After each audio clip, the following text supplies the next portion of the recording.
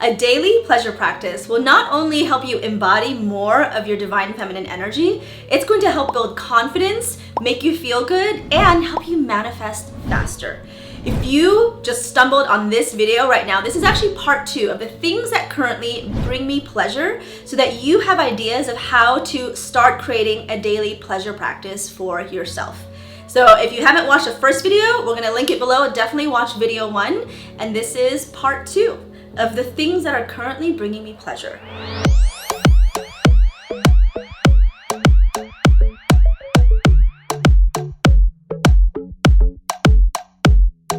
Hey Thrivers, welcome to my channel. I'm Marian and I talk about manifestation, feminine energy, and so much more on my channel. So if you love all that stuff, definitely subscribe below, hit that notification bell, and give me a thumbs up.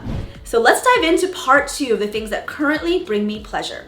And I say currently because this is what's bringing me pleasure right now. I want you all to know that you have the ability to change that, and you have to listen to your intuition. So if things that brought you pleasure no longer do, you have the ability to change. Remember, your intuition is telling you something for a reason. Maybe at that season of your life, that's what you needed.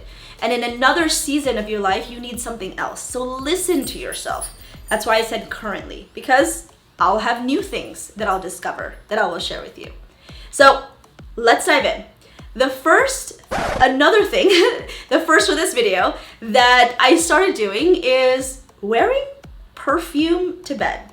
I know, you're like, what? You're gonna be going to sleep. First of all, I love things that light up my senses.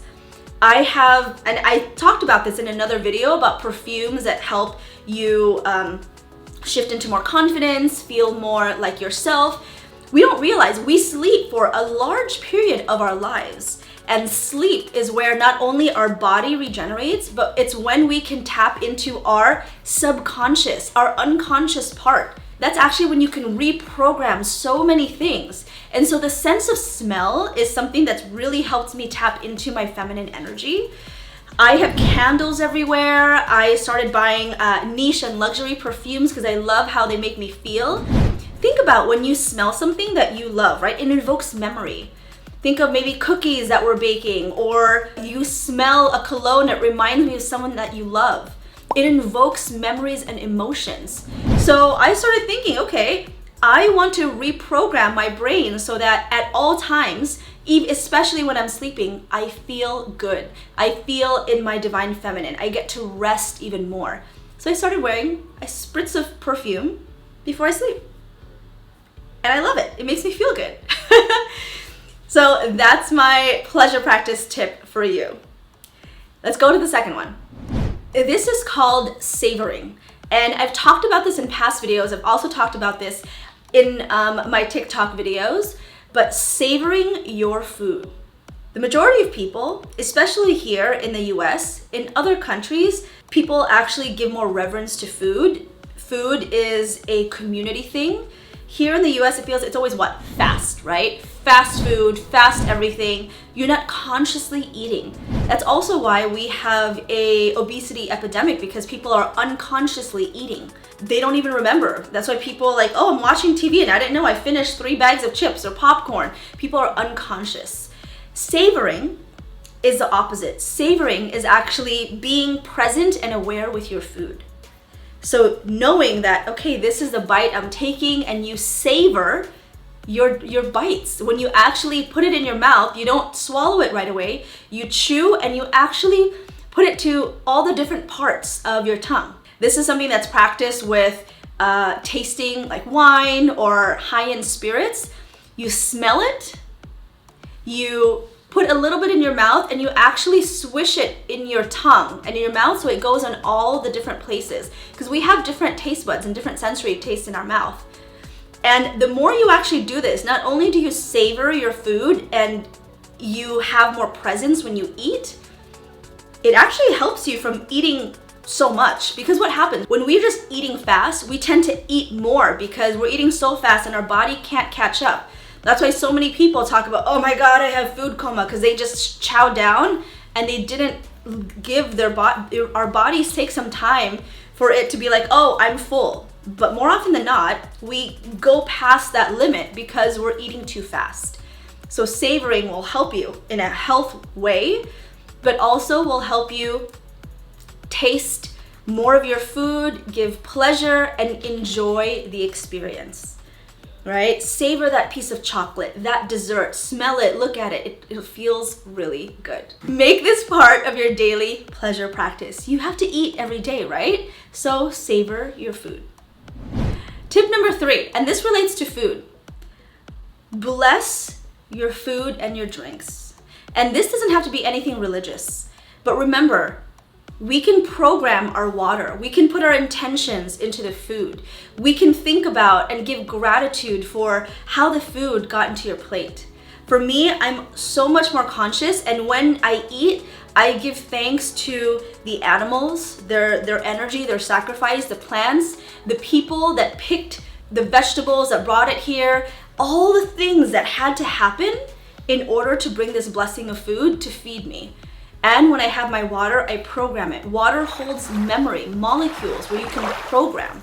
I've done several videos on manifesting with water and how powerful water is and how we are made up of 60-70% water. So program your food and water before you take it in, and you'll pass on that high vibration energy. And to me, like, that lights me up. That brings me pleasure because we start seeing the connectedness, right? How we're all connected. Even though we can't see it, we are so connected. And when we feel that connectedness to us and other life forms in the world, I think we become better humans, and better humans that feel good. Last tip is I love having flowers in my home. And I know there's a lot of plant people out here, which I love. I used to have a hydroponic vertical garden, but I just love color. So I bring colorful flowers. Every week, it is part of my grocery list. When I go to Trader Joe's, I buy colorful roses. And the reason why it's mostly roses is because my cats tend to eat them, and roses are non-toxic. My cats throw up and eat other stuff, and it's not good for them. So for me, it's roses, but it could be something different for you. It could be other plants, but bring more color, bring more life into your home. And when I see the flowers, when I'm there, I give them thanks for sharing their beauty and their energy with me. Especially roses. Roses have a high vibrational frequency, so they can make you feel good. Why do you think roses are used so much? Like, from thousands of years, not only in perfumes, but in food, in tea, in desserts, in the pigments to create, back then was to create different colors, to dye certain clothing. Roses were highly, highly used in so many things.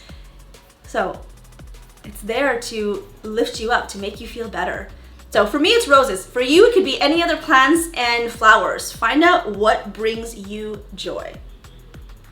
If you enjoyed these tips, let me know in the comments below, because I would love to know if you're implementing any of these. If you want to learn more, check out video 1, and part 3 is coming up soon. So definitely hit that subscribe button, click that notification bell, and give me a thumbs up. All right? And if you have any questions, you can always slide in my DMs. I'm on TikTok and Instagram.